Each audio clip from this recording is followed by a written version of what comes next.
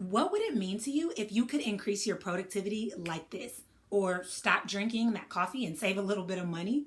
Or stop eating those cookies out of emotion? Or even feel the confidence that you desire to feel? In the last month, I have had some crazy eye-opening experiences with my clients. I had one client who was really falling short of his productivity goals, and we did a productivity session, and he was more productive in one day than he had been the entire month previous to that. I had another client who had gone through a loss in her life and was eating emotionally a cereal bar 2 to 3 times a day. Hasn't touched that in over 2 weeks. Doesn't even have a taste for it. I have another client who was drinking 2 cups of coffee, Starbucks coffee at that, every single day. And now she told me that the smell of it smells so gross that it just repels her. And she has not touched that in over 3 weeks. So not only is she not interested, but she's also saving money. These stories are not unique to my clients. These things can happen for you. I want you to think of what's tempting in your life, what's tugging for your time and attention that you really don't want to give your attention to or your body to, that you'd like to begin to make some necessary shifts in. If you could make that necessary shift, what would it do for you? What would it mean for you? What would it change for you? If you're being honest, it would probably change your life tremendously in ways that you can't even imagine. I've studied NLP, which stands for Neuro-Linguistic Programming, and I'm now a practitioner in it and truly I can't even put into words how much it has not only changed my life, but it's changed other people's lives. And there's this awesome technique called mapping across. And basically with this technique, you take something that you desire no longer to be, enticed by or intrigued by, and you replace it with something that doesn't really inspire you. It's really cool, but our subconscious mind is really powerful. And the way that our subconscious mind works is it stores our experiences and things that we like in certain ways. It stores it maybe, as an image, it stores it close to us or maybe with audio with it, but it stores it in a unique way.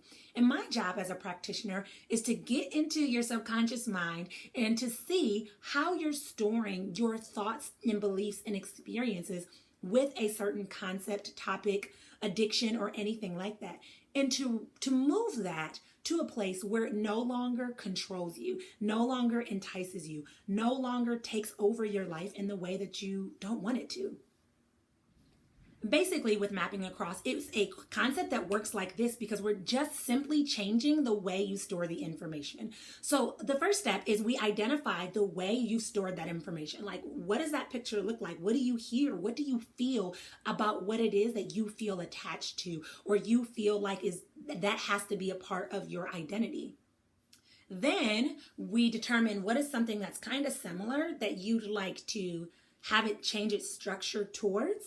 And then we align the two. So basically, if you love coffee, you feel like your whole life is coffee, but you're not a big fan of like hot cocoa, then we just move that coffee image and the way that your subconscious brain resonates with coffee, and we move that over to the way that your subconscious brain resonates and values and relates to hot cocoa. And it sounds very kind of confusing or overwhelming, but the process is truly seamless. It's literally you sharing your experience with it, me asking you a couple of questions, and then me causing a couple shifts in your brain that make immediate shifts in your reality. I shouldn't say causing you a couple of shifts. I should say teaching you a couple of shifts. So I tell you what shifts need to take place so that you're not as consumed with that concept or that belief. Here's the thing. When I learned about mapping across, if I can be really transparent with you, I got mad. I got mad because there's so many people that are battling with addictions or battling with limiting beliefs or stuck states because they believe that that's just a part of their identity. They believe that there's no way to break free of it. They believe that there is no other option. When in reality, there are ways you can break free. And here's the kicker of it all. It can happen like this. It doesn't need to be something long and drawn out. It doesn't need to be something that's extremely difficult or exceptional, feels like impossible or anything like that. It can be a smooth and seamless transition if you're ready to commit to that.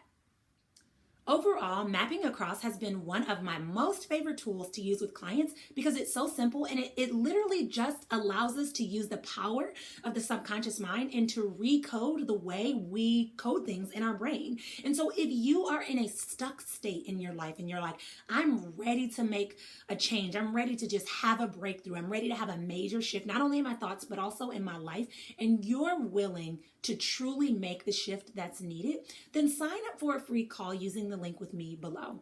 On this free call, you and I can talk about where you're stuck and how I, as a practitioner, can step in to support you moving forward. If we find that we're a good fit, we will schedule our breakthrough session and you'll be on the path to making the changes that you both deserve and desire within your life. I look forward to connecting with you very soon. Again, use the link below to sign up, and I will chat with you very soon.